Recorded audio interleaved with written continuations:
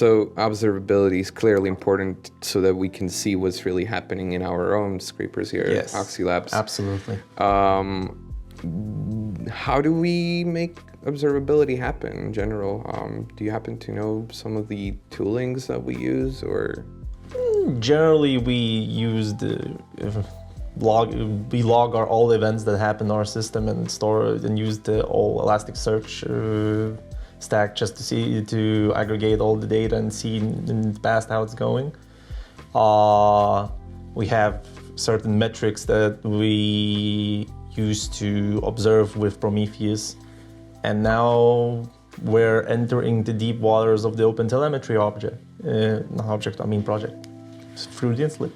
Yeah, I recently picked up a Rust book by Luca Palmieri where he talked about the concept of tracing. So, if I'm not mistaken, OpenTelemetry is a tracing library, right? It's an open project that tries to standardize all tracing methods and so on. So logs, metrics, traces, but we're still kind of young in the trace sphere of things. Yes, the trifecta of observability, yes.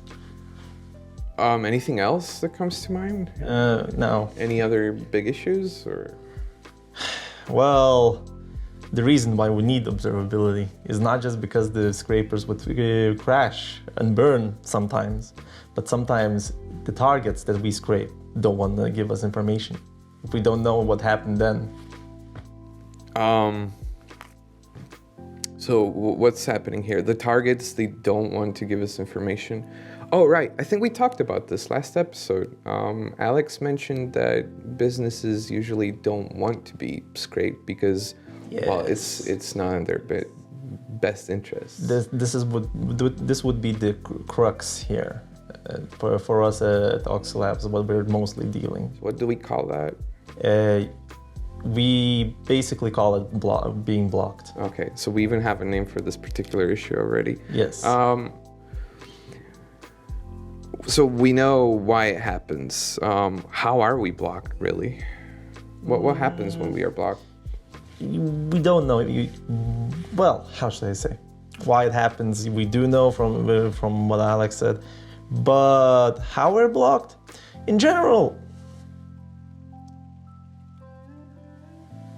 the target decides to either give you the information or not the web page, right? Mm-hmm. And the blocking usually appears in just outright being forbidden from it.